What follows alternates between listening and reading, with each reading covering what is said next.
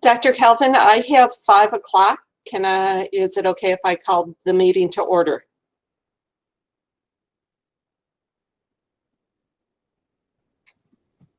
Yes. Thank you.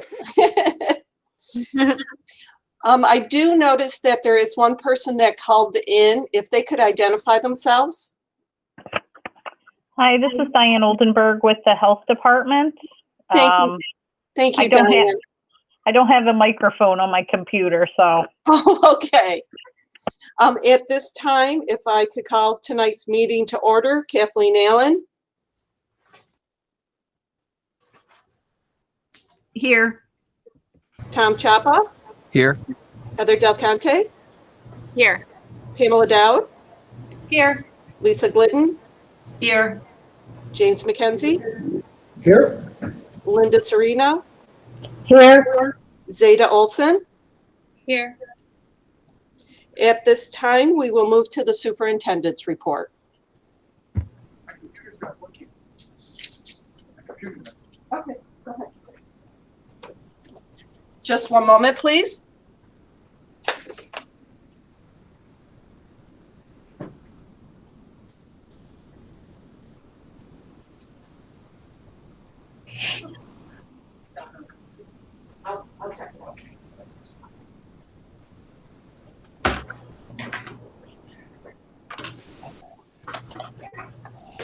Good evening, everybody.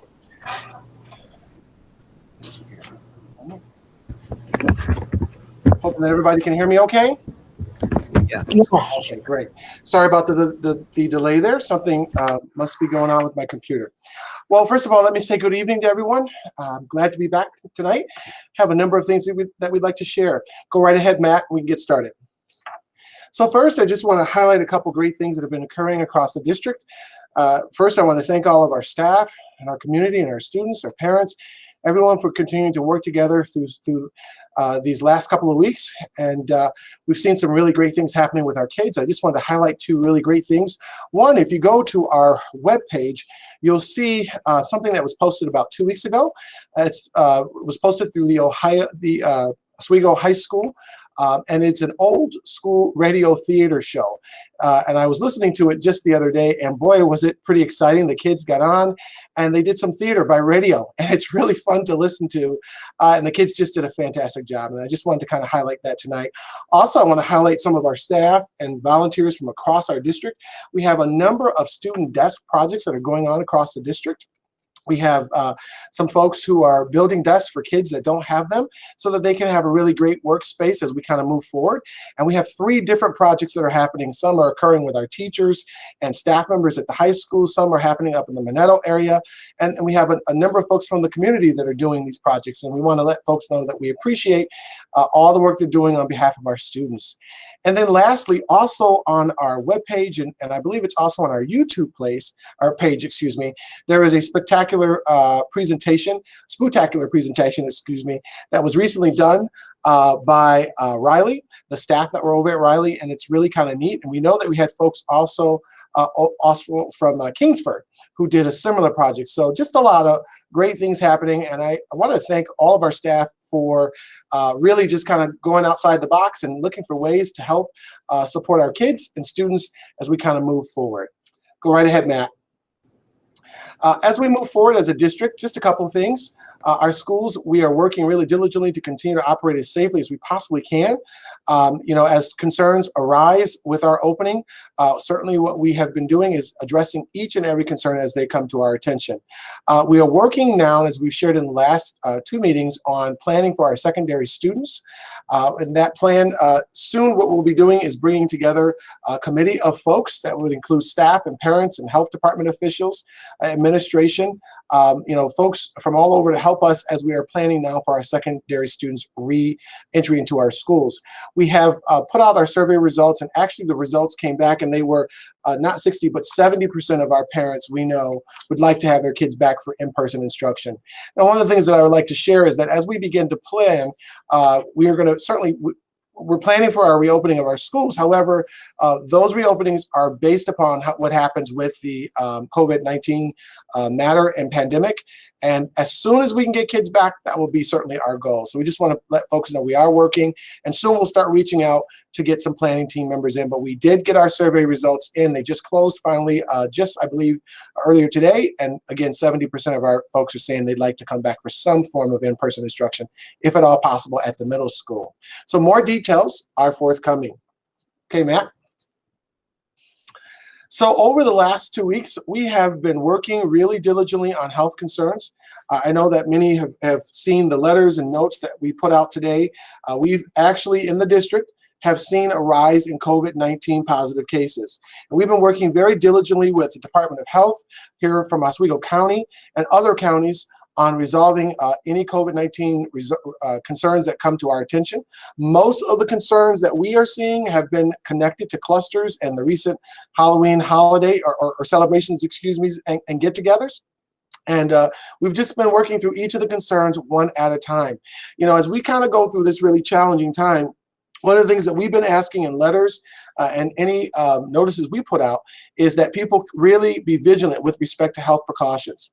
That includes masking and social distancing, hand washing and sanitizing, and then really keeping kids home or even ourselves home if we're demonstrating any of the COVID-19 symptoms. And again, we've been seeing a rise in cases, so we really want to ask folks to be vigilant wherever possible so that we can mitigate and work through these concerns as quickly as we possibly can and resolve them. Okay, Matt? And board, I'd like to just share with you in terms of yellow zones. So in our last couple of meetings, we talked about some of the new zoning things that will be happening as a result of the governor's new initiative around clustering. And he's put into place yellow, orange, and red zones, if you remember me talking a little bit about that. Well, since we last met, a couple of things have occurred. First, districts were notified by the State Department of Health that there's some additional information out there that came out in terms of guidance around mandatory COVID-19 testing for yellow zones. Accordingly, that guidance says that effective this week, that schools in yellow zones must test for 20% of their in-person students. We thought it was 25%. It's actually now 20%, back to where it was before.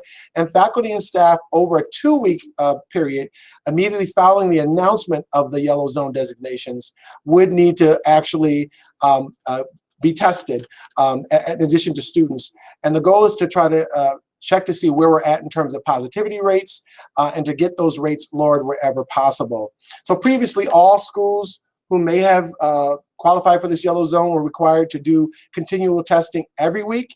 Now it shifts from every week to 20% over a 2-week period. It also provides a straight forward way for schools to effectively test out of the testing requirement. So if results are low enough, then you can test out of having to these requirements of doing this ongoing testing.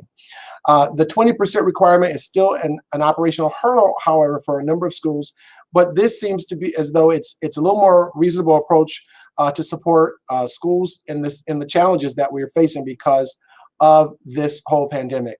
Now, Matt, there are 2 graphs that I'd like to just share with the board. Can you bring either one of those 2 graphs up, or if you can bring them both up, that would be great. So board, I just wanted to share this with you because I'm sure that many of you have seen that some of our neighbors in the Onondaga region have already, in that county, have already been identified as a yellow zone. And so as a result, they're either having to test kids and staff, or they're having to close their schools. So this is information that was just out today, kind of hot off the press here. And you can see where our county lies in central New York. And just as of today, our positivity percentage, as of yesterday, our positive rate was at 3.1%. And then the percentage of positive rate over a 7-day average, which is important, we are listed at 4.1%. So if we can go back to the guidance that I went over the last 2 meetings, what that says is that because we're in Tier 3, if we have a positivity rate of 3.5% over a 10-day period, right, then we would be designated as a yellow zone school. So in that last column, you see that Oswego County has now been designated to have a 4.1% positive rate over a 7-day average. What that's telling me is that technically, we'll see what happens over the next couple of days. We pretty much are moving towards this yellow zone requirement. We're pretty much there right now, is what this looks like to us. So this is really concerning because if we can't get these rates down in the county, then we have to start doing one of two things. One is that we would either have to start testing our kids and students within a 2-week period once we're designated, or we would have to go fully remote until we can get those positivity rates down, right? So certainly there's been a surge in the rates over the last couple of days here, as we have seen in our district. I will tell you that superintendents are now meeting to talk a little bit through this. There is some discussions that we will be having in the near future with our health department and also with Oswego Health. There are some ways that we have learned in the last couple of days that we might be able to do some testing with the help of the hospital or the health department. So what we're going to do is really kind of talk a lot through those.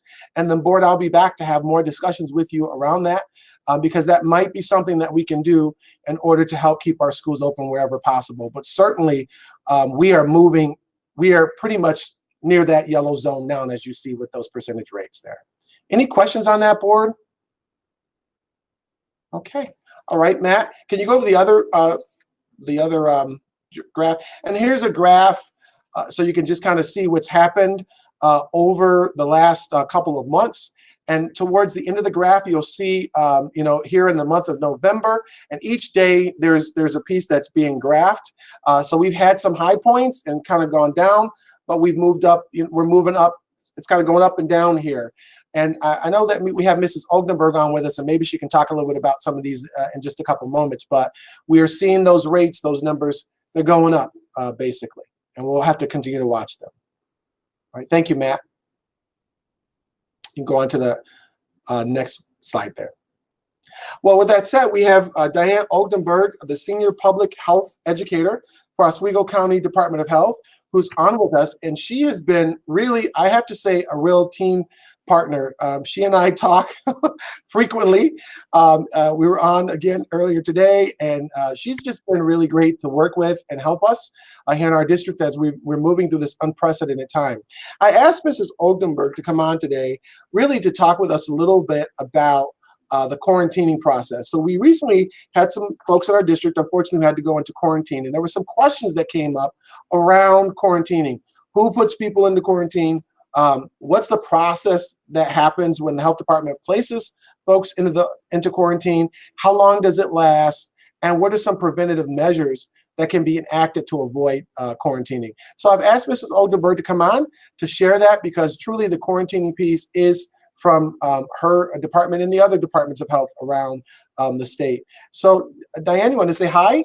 And maybe Sure. we're going to work through those questions if you could. Hi, can everybody hear me okay? Okay. It looks like my little thing still lit up red, so I didn't know. I'm like, oh gosh. Oh, the phone is green.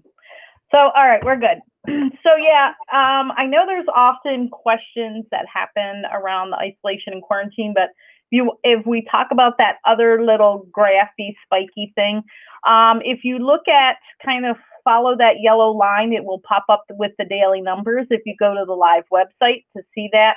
And you will see that with that, where you see the highest mark, I think it was about 51 or 57 cases, and it was pretty much exactly 2 weeks after Halloween. So we know the incubation period for COVID is about 14 days. So it wasn't unusual that we saw that really high spike. We're still seeing a high number of cases, even though we're kind of another week out from Halloween now, where I think today we reported again over 40-some cases today. So believe me, we're all hoping it slows down as much as you all are on your end as well. So if we look at a little bit about what happens with quarantining and how we go about that process, so it kind of all starts with us being notified of a positive case. And really it's helped those case reports where somebody is going to be tested for COVID. Those test reports are going to go to the county of residence where somebody lives. So for your district, probably almost all of your students live in Oswego County, where you may have some faculty or staff that live outside of county.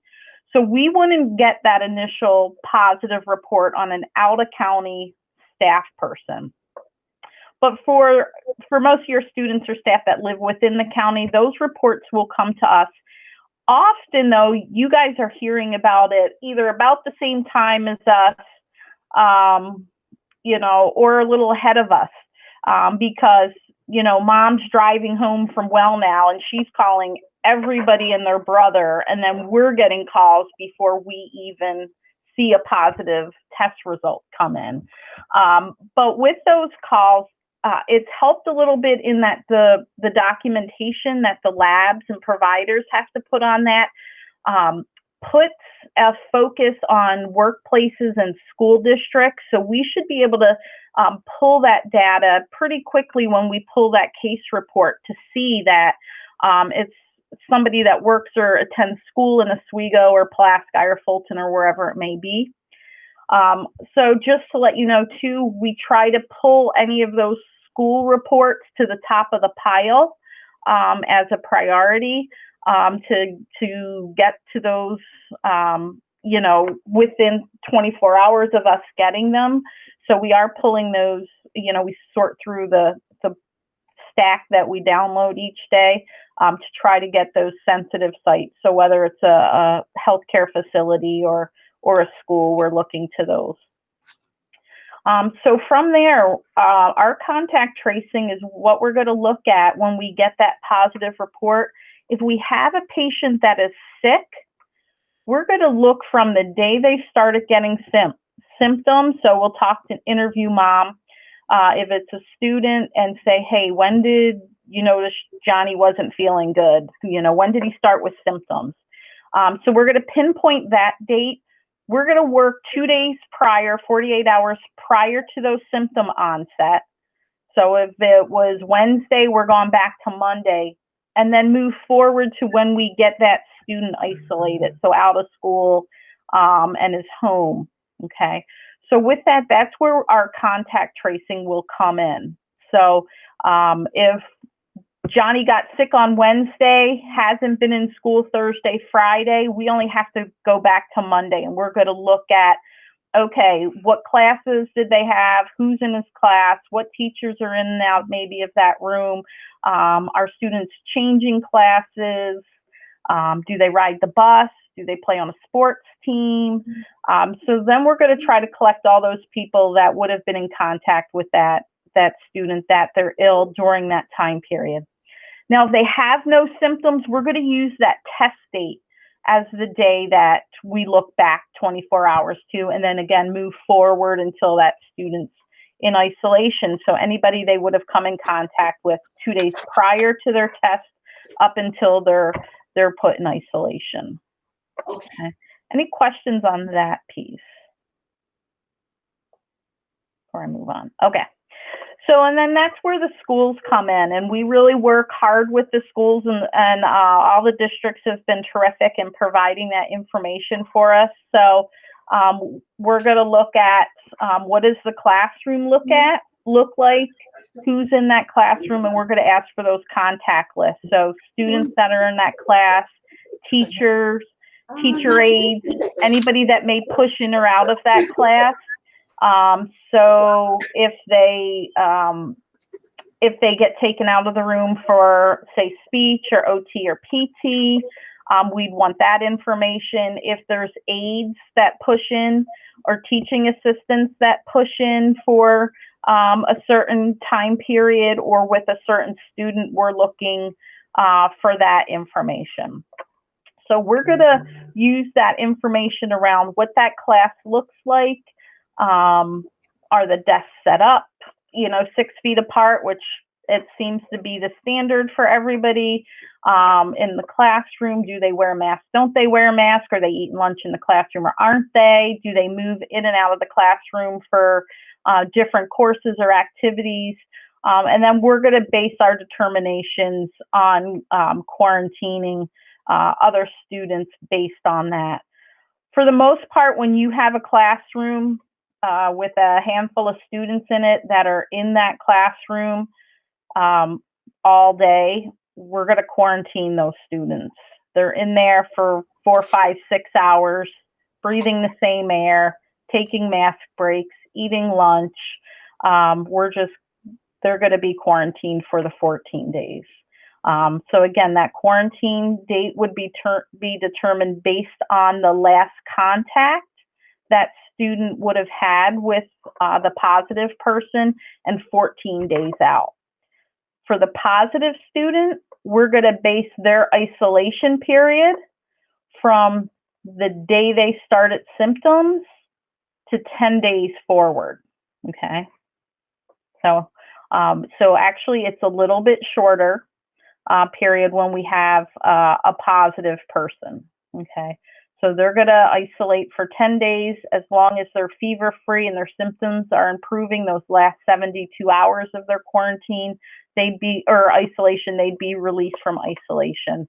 Our quarantine folks, unfortunately, have to serve that full 14 days, whether they test negative or not, because we're looking to have them be away from everybody for those full 14 days where they may be, that incubation period where they may get sick during that time. So, questions there? Yeah, can I ask a question about that? So, because I have heard a lot of people say, well, my kid tested negative, I shouldn't be quarantined. You're saying you can get some negative results if during that incubation period. Yeah. So it could take your body up to 14 days to develop enough virus that's going to be detected in those in the testing that's done. And we have had patients that were people under quarantine that, they get a call every day, and day 4 or 5, I feel good, I'm good, yep, great, thanks for calling, nope, don't need anything. We call day 12 and they say, I woke up with 101 fever today. We're like, oh crap. We were almost there. So we have had people get sick right towards the end of their isolation period. We have a lot of people probably around day 4 or 5 that get sick. Seems to be the more popular times, but we have had some in that later portion. So the full 14 days has to be served regardless of test results. If they test positive, then sometimes it shortens up, but So my other question then, I think you answered as well, is about enforcement. It's a phone call to folks just asking if they're still basically, enforcement is tough. A lot of it's social responsibility. A lot of it is neighbors ratting out neighbors or people, but typically what we find is most people aren't looking to get anybody else sick and are kind of doing what they need to do. And staying home, but they do, for those under quarantine, what we do is we'll collect their information initially, and it gets entered into a system called ComCare, which is the statewide tracking system for COVID. So once we enter that in, then the state contact tracers will make those calls for those people just under quarantine. As long as they stay well, the state contact tracers will keep calling them. If somebody calls, they get a call and they tell the contact tracers that they're symptomatic. I got a sore throat, I have a headache, I have a little cough. The state's going to kick that person back to us if it's our resident, and they call them what's a person under investigation. That way we can call and monitor them, and if they are really getting sick, we can make sure they get tested and things like that. And so we have a little closer eye on them than somebody that's just virtually out there, who knows where, calling them and checking on them. They can opt for text messaging as well. Diane, are they keeping any data? I lost, you muted yourself. There you go. Any Well- data on? Are we keeping data on Oswego County and how many hospitalizations we've had from this? We have that probably somewhere. I don't have it off the top of my head, but it's something we could find probably. But they are keeping track of it. Yeah, typically we'll get calls either if we know a patient has been hospitalized that we've been following, we'll know that. Sometimes people are put in the hospital with COVID-like symptoms, and we may not know that right away until either they go to get discharged, or a lot of times it's at discharge, like, hey, we're sending this COVID positive patient home, and we may not have even known they were in the hospital with COVID if they didn't test them right away at the hospital.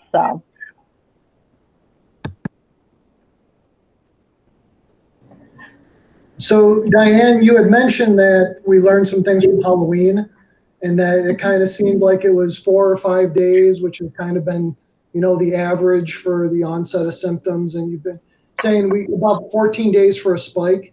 So if that holds true, what about Thanksgiving? What do you think? The same time frame where the Monday after Thanksgiving through that next week would be a time of particular caution? Yeah, I would be really, heightened awareness definitely around then, but definitely, again, so you figure sometimes people around 4 or 5 may be starting feeling poorly. By day 6, 7, 8, they may decide, yeah, I need to see somebody or get tested. So definitely a week out, we start seeing things. But again, on that chart, I kind of was looking through it earlier today and noticed our biggest spike was really 2 weeks exactly after Halloween.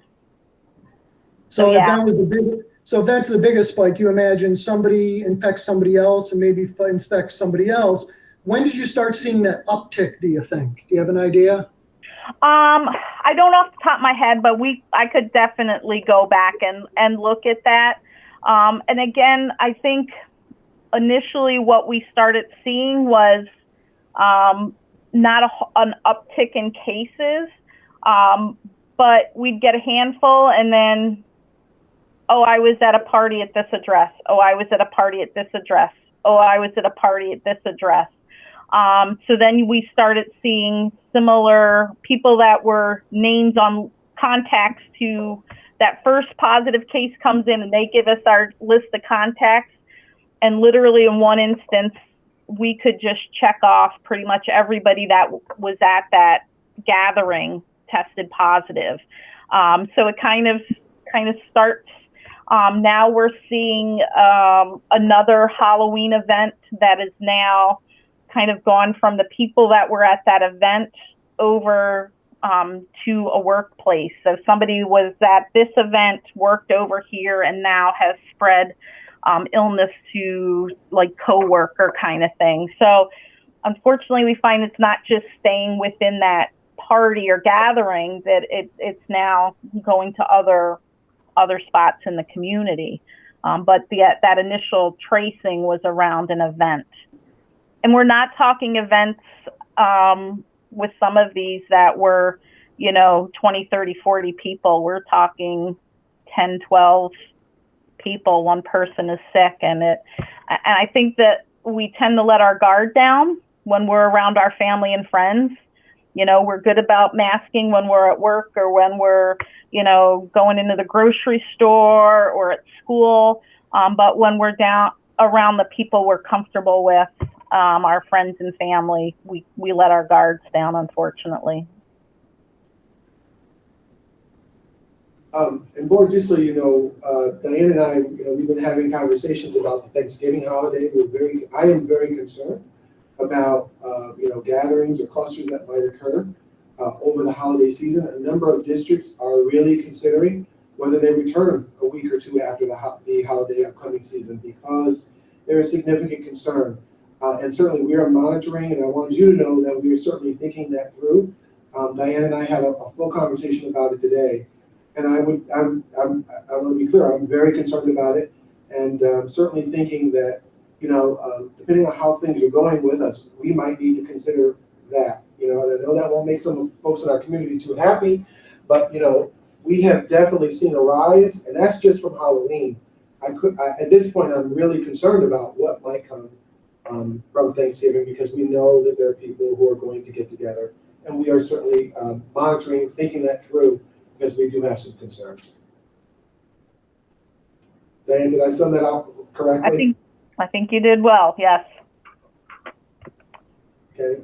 And I think it won't be a surprise. I know that a couple of our colleagues in this area, some of my colleagues in other areas are certainly that's the mindset that several districts are thinking because of the concerns. Yeah, and I think people are really trying to avoid that whole yellow zone thing and that heavy lift of having to do the testing. And Diane, just to ask a question for community members who come to me, and to clarify, you are the authorizing agency, correct, in the county? The school district does not in any way usurp the authority right now of the health department to quarantine. Is that correct? Yeah, we're the only ones that can issue like mandatory isolation or quarantine orders. So yeah, that would come from us in consultation with the districts. I mean, the districts have a better picture of what's going on in the schools and who is around who. And we gather that information and review it with the districts, with the positive patient or family, to try to make sure that we don't miss anybody there. But the school district, just to clarify, is more of an information. You gather information from the school district, definitely. But really it's the health department that says. And then it's us that says, yeah, we really think this is who we're going to isolate, or this is who we're going to quarantine. And honestly, it really, we look at those on case by case basis. We have some, guidelines that we're looking at, but there's often extenuating circumstances potentially. We had a class that was doing deep breathing exercises. It was like, no. So, so there's, you just never know. We've had cases where students were just having a bad day. And it took some faculty or staff to have to be close to them to get them to not hurt themselves or anybody else. So those are things that we would certainly look at to try to minimize the risk of letting somebody that was potentially a close contact continue to stay in school. So yeah, and I know sometimes we get involved, especially with the sports teams, and sometimes with if you have a staff member that's outside the county, it gets a little trickier in that wherever that ill person resides is kind of the lead for the investigation. So they're often doing the investigation and making those determinations on who's being isolated and quarantined. So based on their investigation, they may say, we think these people need to be quarantined.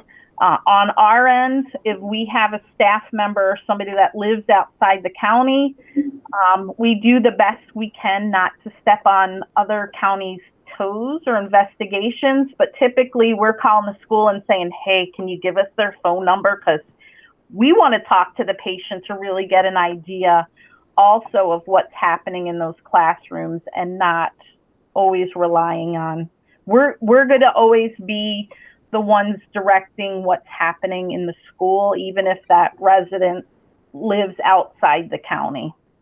So we're going to kind of nose our way into those investigations, for lack of a nicer term to put it. And again, some counties around us are, we feel pretty swamped. I can't even imagine how Onondaga County feels right now. So we know if we have a teacher in a Oswego County school, it may take a few days for Onondaga County to get to them. We're not going to wait. We're going to talk with the school, get that that staff person's information, and we're going to kind of call them and start doing stuff on our as fast as we can. So. All right. Will there be any questions from Mrs. Oldenburg from the board?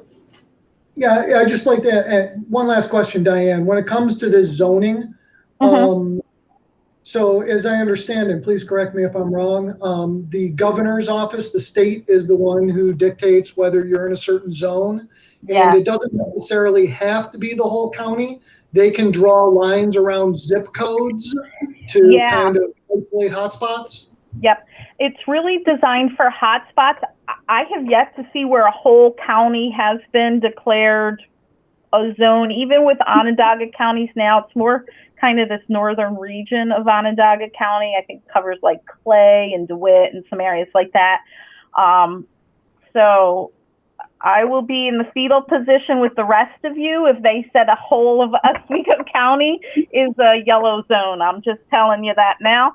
I think what's more likely is they're looking at, and I looked at some of the stuff that they talk about is things like zip codes, census tract data, even township levels. So they may not just stick with traditional zip codes. They may look to see if there's some natural borders where they're seeing like, and this may be in more rural, even parts of the state, but we know there's parts of counties that are divided by rivers or mountains or wherever, where part of a county or a township or a zip code may be a hot spot, but there's a natural barrier for whatever reason that it's not crossing a certain part. So they might look at like census tracts or just townships or things like that. So they haven't given us a whole lot of really clear how are they pinpointing those hot spots. But heaven forbid, I pray every night it's not the whole county dropped at once, because you know, that's just going to be a lot of work for all the districts at one time that are going to need support to pull this off from community partners at some level. So as a follow-up to that, do you have data that's granular enough that you can share with local school districts, not just us, but you know, with local school districts, to know if we're in a particular hotspot, to give us kind of a heads up of planning as opposed to looking at whole district numbers? Yeah. County numbers, I mean? Sorry. Yeah, I know we're really cautious on how low we break that information down, just because of confidentiality, and things get put out on social media, and the second we say something that could confirm what was on there, then, you know, our lawyers and medical people get concerned with HIPAA violations. But I know on our county dashboard, which I haven't had time to really look at very often, we do it by townships, and the number of cases by townships kind of in a range. But I don't think that we have it broken down to the granular level that the state would use if they're looking at like census tract kinds of information. All right. Okay, anyone else, board? Any other questions? Well, I want to thank Ms. Oldenburg for joining us, and again, thank you for partnering and just being willing to, Sure. you know, be ear and also voice. And we've been working together quite a bit, and I appreciate all of your help. And thank you for coming tonight to speak with the board this evening.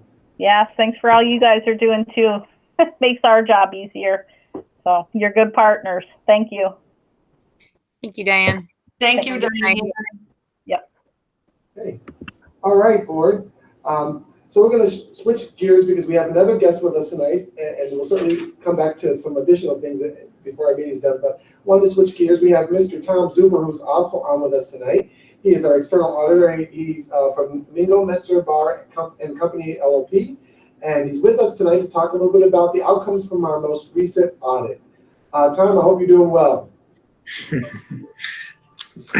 Thank you, Dr. Mathis. Can everybody hear me okay? Thumbs up. All right, good. I always, wonder because there's so many different platforms out there. I promise I will try not to say the word COVID through the discussion. But I am here to just talk a little bit about the basic financial statements. And as you know, you should have received the basic financial statements. It's roughly around 63 pages this year. So it continues to grow. In addition to the internal control communication, we did meet with the audit committee back in mid-October and reviewed the financial statements and internal control communication. We spent a little over 30 to 40 minutes reviewing the financial statements.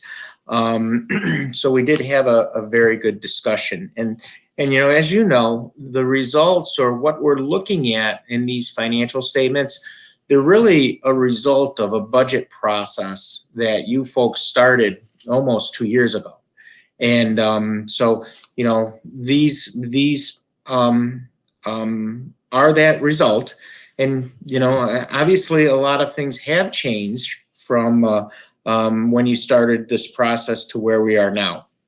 And the district has made some decisions as part of that process to really help to position themselves to deal with some of the financial challenges that are going to, you may face over the next 3 or 4 years, 3 to 5 years. And again, we did talk a little bit about that with the audit committee. We also talked about year-over-year variances, budget variances. We talked about fund balance, reserves, internal control, checks and balances. So we did have a very nice discussion. And, again, this school district continues to face challenges just like all the other school districts out there. Pension costs, the uncertainty surrounding pension costs, retiree health insurance costs, certainly a challenge, the property tax cap, and then obviously state aid uncertainty, really depending on how things will shake out with the state for the 2021 fiscal year. But, again, you did end the year in very good financial condition. So, I don't think that's really out of the ordinary from many of our other clients. Many of our clients ended the year with surpluses higher than what they had anticipated, really because of some of the reactions districts did to some of the challenges you faced at the end of last year. And so many districts did see some surpluses, more than what they've seen in the past, but they also knew that you're going to face challenges over the next 3 to 5 years. So how do you react to those challenges? And, I think the board did a very good job in terms of looking at and management and looking at how to react. And you did a few things. A couple of the things that you did was you looked at some of the reserves that you have, and you have several different reserves, and you looked at the flexibility of those reserves. And you did fund some dollars into the unemployment insurance reserve, one of the more flexible reserves out there. But in addition to that, you also did amend your budget, and you utilized some of that surplus to help deal with some of the unanticipated costs that you incurred in reopening the school district. So again, very positive, and really taking a look at unanticipated year-end budgetary surpluses and applying it to really help the district going forward for really one-time type items, at least we hope one-time type items in terms of reopening costs. So very positive. We had several districts really look at this and react that way. So really an excellent job on the district there. So again, very positive. So again, I think the keys to the discussions really were maintaining flexibility, continuing to monitor and move forward with your long-term plans and monitoring some of those uncertainties out there. So again, very positive. Okay. A couple of the other items we talked about, the internal control communication. So with any audit, part of that process is to review the different checks and balances that you have over the different financial cycles. We spend a lot of time, we review the processes and procedures with your staff. We document the different checks and balances, and we spend a lot of time doing that. Again, I'm pleased to say we didn't have any material weaknesses or significant deficiencies. Few minor procedural items that we talk about in the internal control communication, but again, nothing really significant. In addition, the board did correct one item we talked about last year. So again, very positive. It shows that the district's reacting to some of those items that we're discussing. So, overall, again, reacting to some of the positive news that you had at the end of the year to help deal with the challenges that you'll see over the next few years. Again, very good reaction, and again, ending the year in good financial shape. Okay. So those were some of the key items that we talked about in the 63-page report. Does anybody have any questions on any of the documents?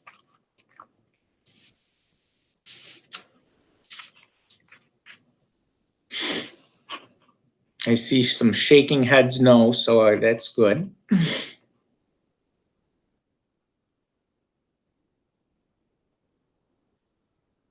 All right. All right. Okay, Tom, all set, Tom? Okay, board, everybody okay? Just make sure we're good. Thank you, Tom. All right. Thanks, Tom. Have a good night. We appreciate all of your help. Okay, so now that we are set with the audit outcome report there, Matt, you can go ahead to the next screen. Just in terms of, since we're talking about finances, we just wanted to let you know where we're at in terms of budget calendar items. So again, our goals as we are working through the budget are to make sure we have a budget that's fiscally sound, not excessive to our taxpayers, that is flexible, provides for flexibility within budget codes, foolproof, and provides for emergencies should they occur, and then also that it's flowing so that there's enough cash flow available should any state aid be withheld. So go ahead, Matt. We are continuing to meet with budget builders, as we've said that we would do in the past, to plan for next year's budget. We've met already, as I've shared with you last time, with Dave Christofelli, and then we've just met with Tom Gunn, the Director of Transportation. And we're now moving forward with athletics, human resources, and technology, and we will certainly bring back that information to the board. In our meeting with Tom, go right ahead, Matt. What we have learned from him in terms of needs and things that he's thinking about, last year we needed 10 buses and 2 SUVs. Because of some budget concerns, we were able to purchase 1 bus and 2 SUVs. We are now currently on a 7-year replacement program. And what the needs are at this time is we could use at this time between 8 to 9 new buses this year, at least 8 if at all possible. What we're looking for is, what he is at least requesting is 2 full-size gas buses, 4 diesel buses, and 2 mini buses. So all of the 8 buses at this point in time are either at or beyond our replacement cycle. So they were purchased back in 2009 to 13. One of the things that certainly I've been thinking about as we kind of move forward, one of the things we want to think about in the future is that replacement cycle. Typically what I am used to is replacing buses every 5 years as opposed to 7 years or out. Because when you do that in a 5-year cycle, you may still have some warranties under your buses, and you have a higher residual, if you need to sell them, more that you can kind of get back hopefully for those buses. But again, because of those warranties and the costs that come after they pass the warranty, it can be pretty expensive for the district. So just something food for thought that we've been thinking through a little bit on our end, but those are certainly some of the requests at this time in terms of transportation needs that we want to think about this year. Any questions around that at all, board? I did, Mathis, and maybe Nancy can answer this. I know we transferred over to the gas buses from the diesels, and we were experimenting in terms of the cost savings in that area. Have we seen, because I'm noticing we're going to 4 diesel and 2 gas. Is it not proved as beneficial, or? Tom, we don't really have all of the data yet. I did speak with Tom Gunn. He said because we did not have a full year because of COVID with the gas buses, we really don't know if that's going to be beneficial for us or not. But we're moving ahead. Gotcha. Thank you. I know we made that move with that intention, and as soon as we can get that, that'd be great. Thanks. Other questions around transportation needs as we're starting to move through? Are you okay? Okay, go ahead, Matt. So aside from that, we also got some information as of late around state aid. So particularly, here's what we've learned so far from the state. First of all, the state is certainly, there's a lot of concern around stimulus packages, and this threat of 20% is still kind of looming across the state. To be clear, the 20% state aid cut represents a loss of $5.2 billion in funding, which is more than double of any of the other years of state aid cut in history in the state of New York. A recent SED memo stated that because districts were not transporting students to and from school, existing state law effectively prohibits the state from providing transportation aid reimbursement. Now, this is last year. This is from May on, when all the schools were in remote.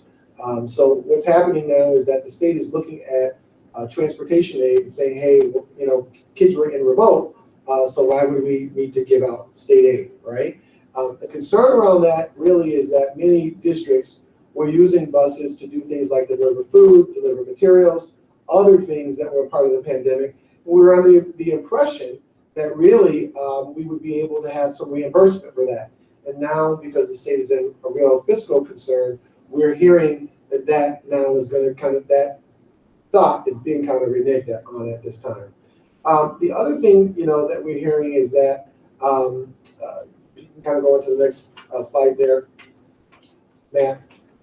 We're also hearing that the state is planning to reduce some pieces in terms of high cost aid. So these are for, this aid is, for our students particularly our students with disabilities who cost us a little bit more. Many of them are in out of district placements, and they require additional aides for nurses, etc. Right? And what we are hearing is, and awaiting information on, but what we're hearing is that same thing kind of with the transportation aid from one time period to another, that some of those aid categories, that aid category specifically might be cut, right? Because again, the one-to-one aid or the nurse may not have been actually working with that particular group because we were all remote, that group of students or that particular student. And again, it's the same scenario. So what happened is that school districts kind of were on a 2-week reprieve. The governor was at 2 weeks at a time saying, we're going to shut down or keep going, or, so we kind of really, districts didn't know. And so they were thinking that we would be aided, while we were kind of just moving along. And what we're hearing is that that might not be the case.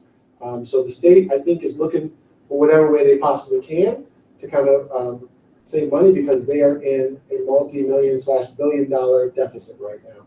So we don't know how all this is going to shake out. We're hoping that there'll be a larger stimulus package that will come soon from the federal government. And as we learn more from the state and the feds, we will continue to share that information with you all. Nancy, did I miss anything there? You got everything. Or are there any questions around that with respect to state aid?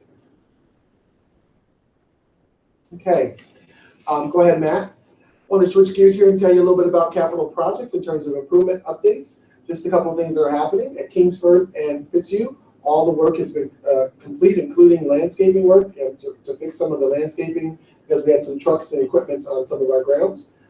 At the middle school, the boiler room flue piping was worked on. Decking is being installed for penetrations through the roof. At Layton, we have finished epoxy flooring that I'll show you in just a minute.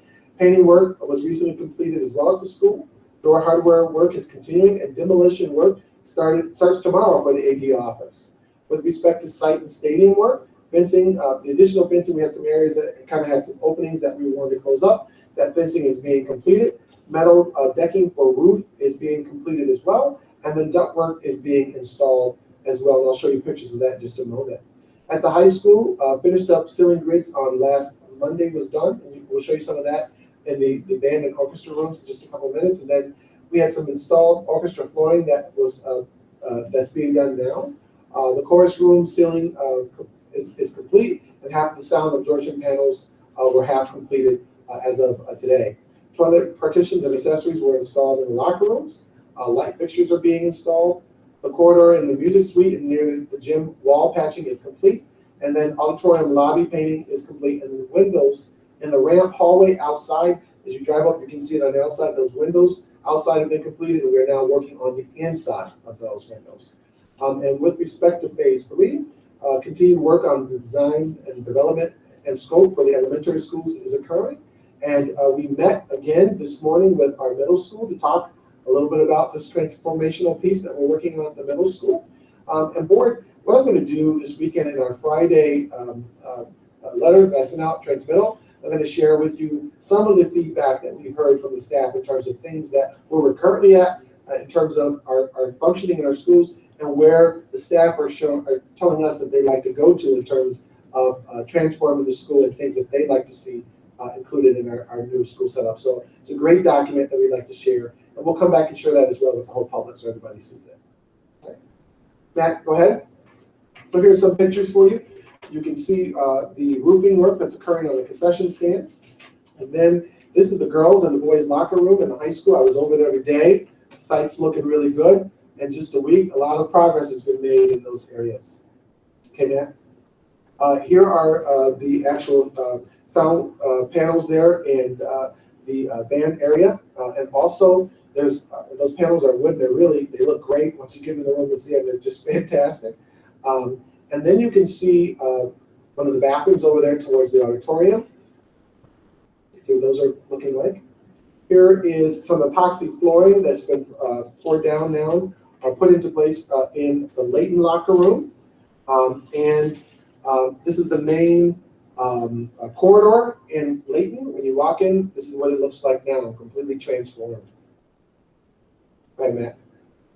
Some additional flooring, epoxy flooring, that's going into Layton. And also this is a tech area as well, had some epoxy put down. Additional work that's being done on the concession stand in the locker rooms. And you have a picture of what it looks like in the inside right now of the locker rooms and the concession stands. So the outside is certainly being addressed, and then we're going into the inside. Right, Matt?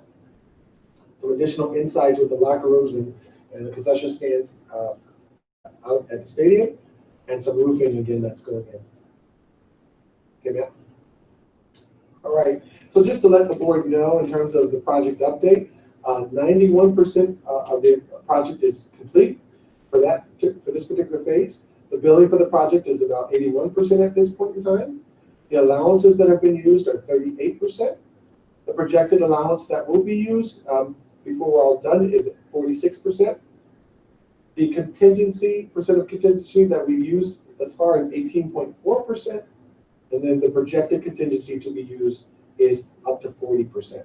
And that's with all the stuff, the upcoming AD stuff that needs to be done. Any questions? All right. Well, Tom mentioned just yesterday that he wants to take a tour. So if there's anyone else who'd like to take a tour, we can offer. I see Pam Wakeman. We'd like to do a socially distanced tour.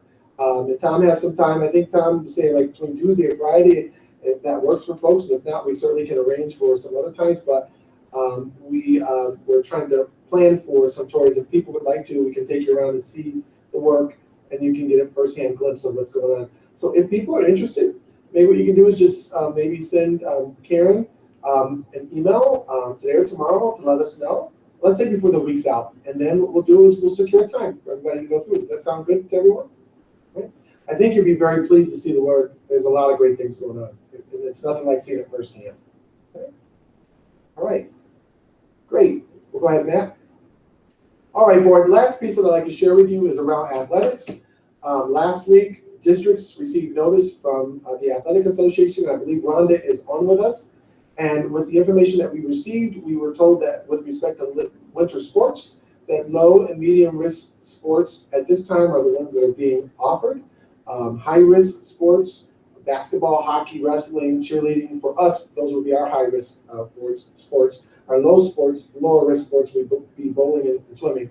High risk sports are on hold. They're waiting for the governor and state officials to rule on those. But low risk sports can start around November 30th. So our league, by the way, has decided that December 14th will be our start date for the winter sports, even though the New York State Athletics Association has gone for the November 30th date.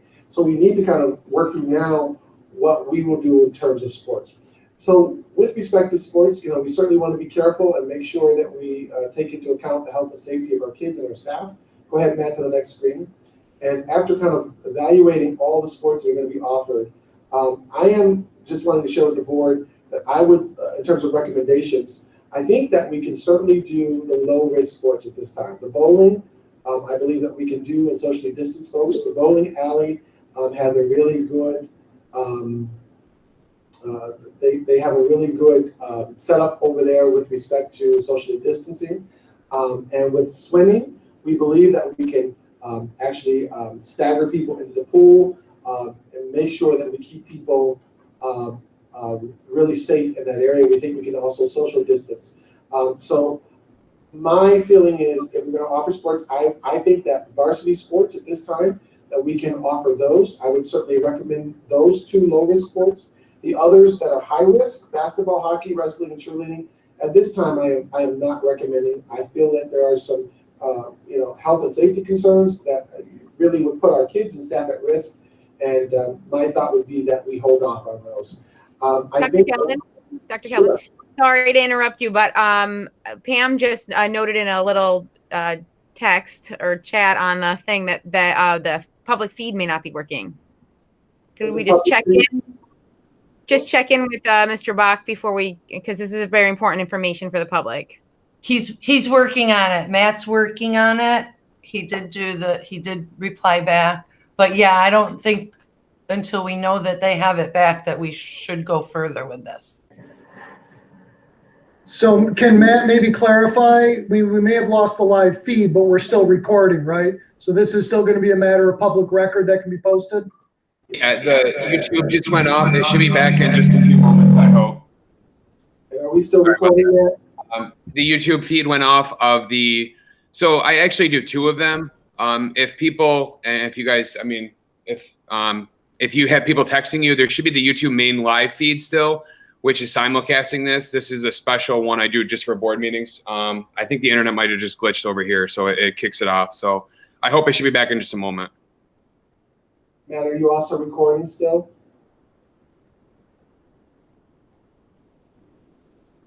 Matt? I think we're still recording, and it sounds like there's another option for public feed right now as well. So I think we can go ahead.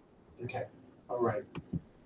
So again, my recommendation is those high-risk sports that we hold off at this time. My recommendation is that we avoid those at this time. And with respect to spectators, I think that at this time that we should really hold off again on spectators moving forward. We have an option for the pool. We can videotape it and certainly send that out to folks. With respect to the pool, just so you know, I think, Rhonda, are you there? I believe that we can only have so many people in the pool anyway. I think there were like up to 18 folks, if I remember. Rhonda, are you there? Is she on there? I'm here, and we have a meeting Thursday with each county seems to have a different interpretation of what a pool, also pool sizes are taken into consideration. So as athletic directors, we're meeting on Thursday with a representative from the counties that are represented in our league, and we're going to work through the semantics of that. But they do believe that we could still offer swimming and do it safely.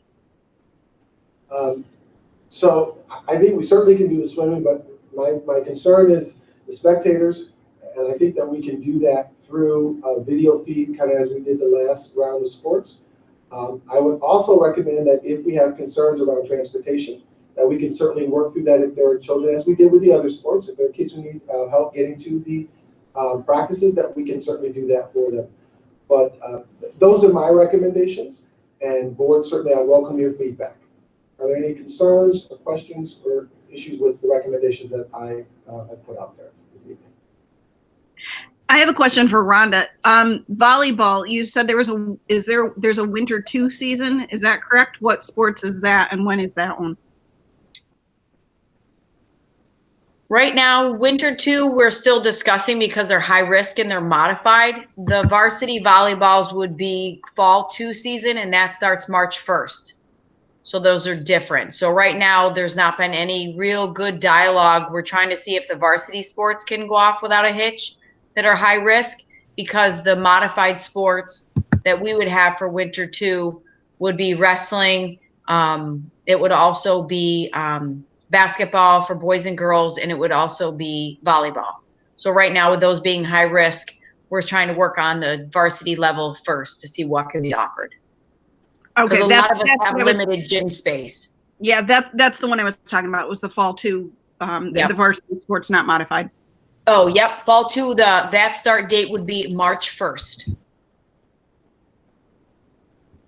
Hey, So, Dr. Calvin, my understanding though is that New York State right now is saying that you can't do the basketball, hockey, wrestling, and cheerleading, or those right? are- So, it's not your recommendation; it's also something that's already been decided. So those have been placed on hold from the state until the governor decides. But I would say, even if the state does come back and say, let's do them, my recommendation is that we do not do those at this time. I really feel that to be safe, for low risk sports, we'd be okay with. Oh, okay. So, was there a timeline for when they were going to make that decision? We've been waiting for them now for the last 3 weeks. So the governor has to kind of chime in on this. And each week, we kind of hear next week or the following week, we have not heard back yet on the high risk sports. We don't know, right? Okay. I And then agree with your recommendations, Mathis. The state And did come back with some information regarding high risk just as of today. What they've done is they've postponed a high risk sports start date till January 4th, pending governor's recommendations. So that's where they're at least with that. So there is a definitive date. But again, that's all pending everything. So they keep just kind of pushing the date out to see if there's going to be any guidance from the governor. And is the portal open for those other 2 sports? What did you say, Heather? Am I on mute? No. Is the portal open for those 2 sports that are we waiting to do that? Yes, the portal open because it's open 30 days prior to, just because of the medical documentation that has to be in there. So the portal open for those 2 sports as of actually all of those sports that are listed. That was open on Sunday, and then we just changed it with the document, the date for the high risk. We just changed that to a later start date to mirror the 30 days as of the January 4th. So that is live on our website. So, and I also included that in the weekly update. And what is the date that they would start? So if I can hold us for a minute, please. If I'm reading this correctly, there's only 10 of us here. We lost Mathis. We lost a bunch of people. So I think I'm maybe the only one left of cabinet. Yeah. So let me text them if you can just give me a minute and see where everybody, No. see what happened.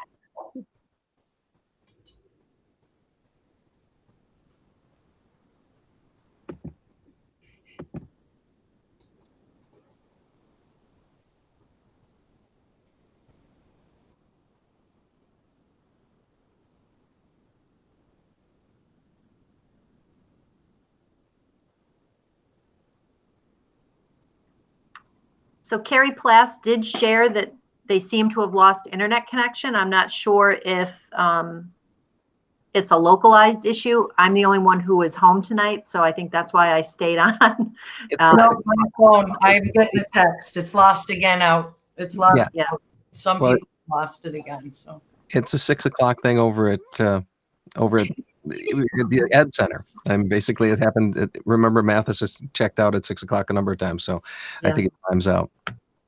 Well, we get a little notification that will say, do you want to continue or log off?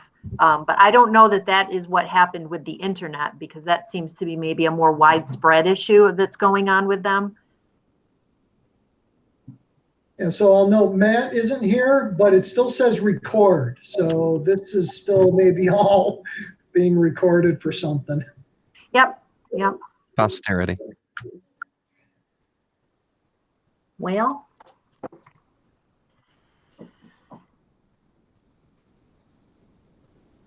creates an awkward situation because we certainly don't want to continue the conversation without everybody. Heather, would you like to just? So Mathis is letting me know right now that their phones are down and their internet is down. So we could go, I guess, on a recess and have Mathis I don't know how to get in touch with people though. I can call Matt. Oh, go ahead, Kathleen. Oh, no, I just checked the Spectrum website. There is an outage until, so I don't know if that's what's affecting, because we have outages here all the time on Spectrum. So yep. I'm pretty used to but it's saying there is an outage in Oswego. So I don't know if that affects anything. Let me get a hold of Jamie. He's at home as well. And we'll see if we can put up some sort of a message that says we're on a recess temporarily. So if everybody wants to maybe audio and video mute themselves for a moment, and I'll let Dr. Calvin know that that's what we're doing, and we'll. So just before we do that, Heather, do you actually want a motion to recess? Because that's a votable. So yeah, we have to do that, but I'm trying to understand. So we're going to go on recess now, and then how are we going to know that to come back? We're just going to. I'm not logging. I'm going to log off. Well, if that's what you'd like to do, Karen will be able to send a text message out or an email out to the group, whichever you'd prefer, to let people know. I'm sure Mathis has maybe I don't know if he has a group chat established. So why don't we go ahead and if somebody wants to make a motion to do that, and we can vote on that. Before we do that, I just want to say we might be able to utilize cell phones if they don't have. They could dial in the cell phone, and we could continue the meeting that way. Just if you want to pass that information along. But, yeah, certainly. Okay, but I'll make the motion to recess. Can I have a second? Oh, Matt, if maybe you want to wait a moment. Matt is going to try to get on with his phone. He said he's going to try to get him on the phone. He's going to try to get on with his phone. He'll try to call in. We lost connection here totally. So we're working on it right now. Okay. I don't know exactly what the options are tonight. But I don't know how you guys want to proceed. I don't know, is Karen still here? She's gone, but Matt, can they get on with their cell phones? That was one recommendation. There is, if they're able to get decent cell service. Like I'm in the studio, I'm in a classroom. So if they're able to get cell service, the meeting is still being recorded. It's just not for public right now to view. Okay. So we were thinking about taking a recess. What is your recommendation? Taking a recess or waiting to see if they can get on with their cell phones? Why don't we give them a few minutes to see if they can. Let's give them like 2 minutes to see if they can call in. I do believe Jamie is on the phone with Karen and Dr. Calvin right now. So we should just sit tight, you're thinking? Maybe for a few minutes, and then we can kind of see what the prognosis is in the next few minutes. Okay, we'll give it a couple minutes. All right. Hey, Tom, you want to rescind your motion for a moment, or do you want to just hold it up there? Let me hold my motion. Okay. I'm rescinding and holding on to my motion.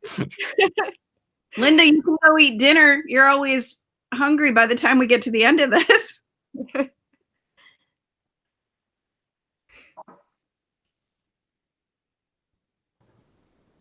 Kathleen, I snuck a piece of pizza when I shut my camera off. Good for you. Because 9 o'clock's too late to eat anyway. It is. Linda, I want to know what happens at your house between the day and night. Just as far as your internet. The other stuff I don't need to know. But we're recording. No, during our always during. I was just going to remind everybody. I was just going to say during the facilities committee meetings, you have a technical problem, but it's always a clean signal when we have the board meetings. So I know. Strange. I wondered the same thing. Yeah, if there's some kind of draw in the neighborhood or something because your bandwidth. Probably, yeah. That's why every time I get on it and the board or the board meeting, I'll say, "Can you hear me?" Guys, I'm gonna jump off. I'm gonna take a phone call real quick. Thank you. Okay. There's Mathis and Karen are back. We can't hear you, Mathis. No. Okay, can you hear me now? Yes. Yeah. Okay, I'm using my phone to get on here. Let me see if I can get everybody else on. 1 second. Oh, the joys of technology.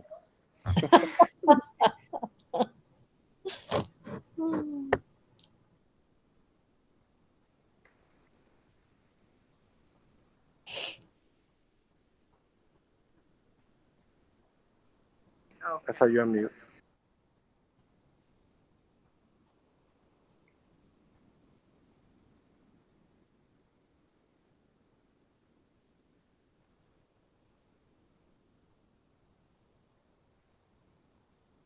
Your volume, okay? Okay, thank You're you. on.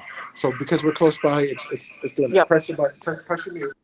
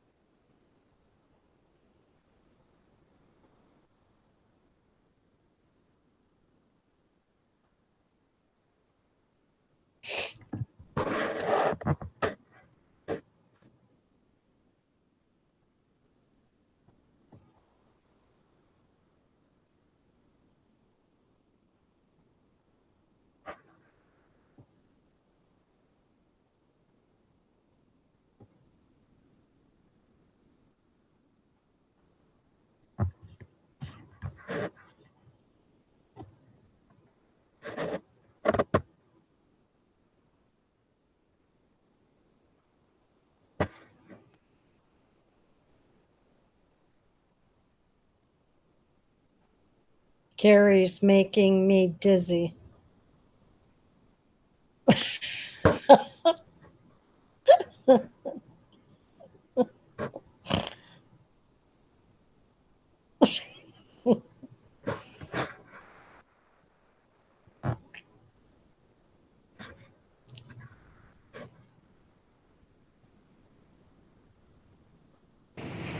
Hey, Karen, on our end, whatever you guys decide, it does look like Google is still recording it. So I would be able to post it as soon as the meeting is over or shortly after. You got to take yourself off mute. We definitely want to do that. We want to have it recorded and posted after the meeting. And if you could please let Nancy in the meeting, please. I believe she's in. She's in. Okay, thank you. Okay.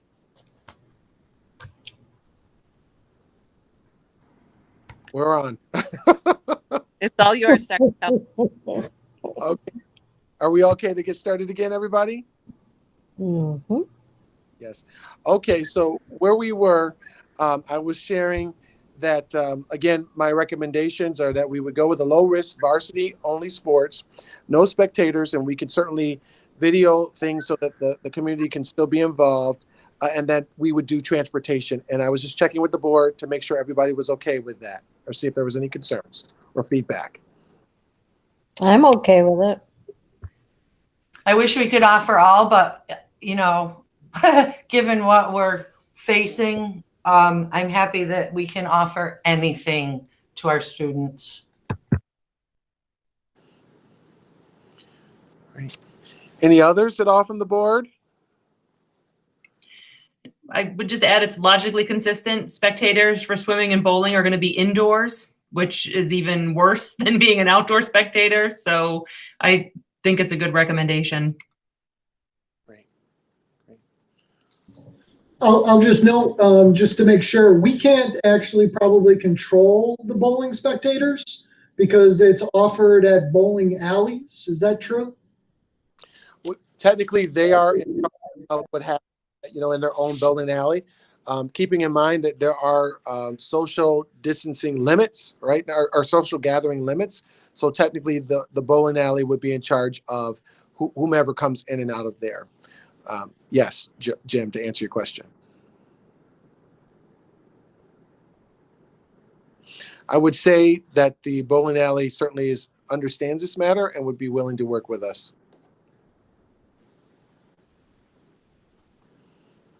Okay. Any other concerns from the board or questions? Okay. All right. So, so with that said, if there are no other questions or thoughts, that is my report for tonight. I'm all set. Thank you, board. Karen, you need to take yourself off of mute. There you go. Next is the consent agenda. Minutes of the regular board meeting of November 4th, 2020. District report for July 2020. Treasurer's report September 2020. Oswego High School and Oswego Middle School extra classroom activity report October 2020. Capital project change orders phase 2. Special Education Board report 11/17/2020. If I could get a motion. Move it. Second. Any question? I have a question. How long do we leave that outstanding check on the OHS extra classroom activity? There's one that one is almost a year old. Was it? Because like the bank after a year probably isn't going to honor it anyway.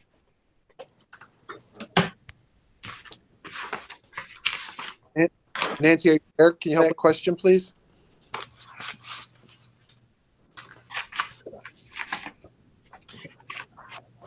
Nancy, are you there?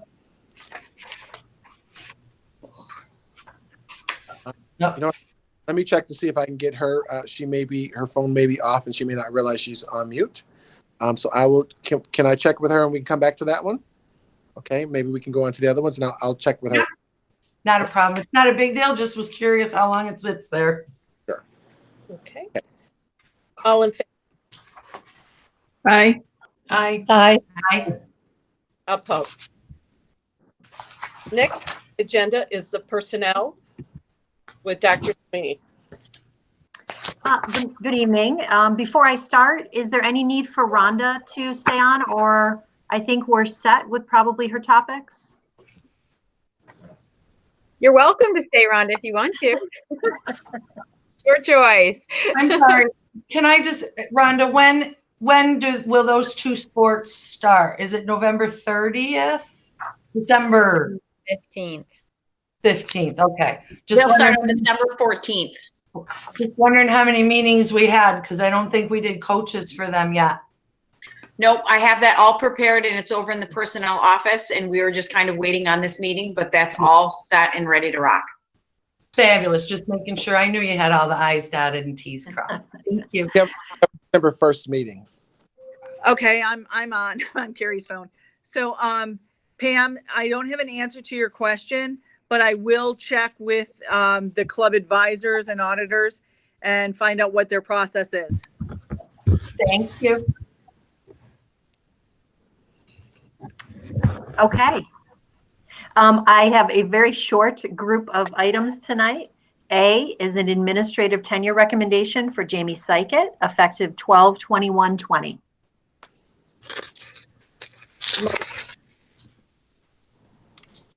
I'll move that. Second. I'll second. Any discussion? All in favor? Aye. Opposed. B, 3 probationary appointments. Josh Bivens, custodian at Minetto. Marcia Gorman, teacher aide at Kingsford Park. And Amanda Legault, a food service helper with Fitchie Park. And C, our batch of substitute and temporary employees. Motion, please. Move it. Second. I'll second. Any discussion? All in favor? Aye. Aye. Opposed. Next is finance with Nancy Squires. I also have a very small agenda. A is a budget transfer from into contractual expenditures. And this is to rent a bus lift while we have our other ones 6. B is the approval of the 1920 audited financial statements with Tom Zuber presented. And C is the corrective action plan for 1920 as presented. Motion? I'll move it. Second? Second. Any discussion? All in favor? Aye. Opposed? Next is the student representative discussion. Zeta, are you with us? Yes, hi. Just to give a quick update, I guess, concerning what Dr. Calvin mentioned earlier in the meeting regarding achievements and the activities that have been going on at the high school. Our club advisors have been really amazing in creating experiences for our students. As he said, the drama club is doing their old radio shows. We're doing another 3 for Christmas time. Student council is having a spirit week. NHS is having fundraisers. SAD club is back up. Everything is going really, really well. And I really want to thank our club advisors for doing that. Oh, that's nice. Next is items from the board. Would the board members have any items tonight? Again, I just want to thank our faculty, staff, and administrators because this is just nuts. And you guys are putting in endless hours and probably a gazillion phone calls. And thank you so much for being there for our district. I have to second that by talking about our administrators too, and their loyalty and their support to their staff and the hours they're putting in, and to our superintendent. God love him. He works all weekend long trying to manage this, and we're very, very lucky. Thank you. Would there be any other items? Next is the executive session, a resolution to move to for the purpose of matters which may imperil the public safety if disclosed, the employment history of a particular person, and negotiations. Is that still correct? Yes. Could I have a motion? Move it.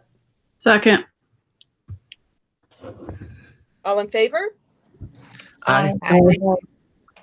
Opposed? You may move to executive session. Before you do it, Karen, Yeah. can you ask if there's going to be any action after executive session? Would there be a vote after executive session? No, I would not have any additional actions. No. Thank you. Is there a different link, Karen, that you sent? I didn't see one. I didn't see it either. Mathis sent it, I believe. Oh, okay. Mathis. Okay. I'll Yeah. go back. I can email you both the code number or letters. Okay. Thank you. See you in If the you other go to one. Google Meet, it'll be there as well. So if you just go to the Google Meet page, it's a link right there. If you go to your calendar. Okay. All right. Bye-bye.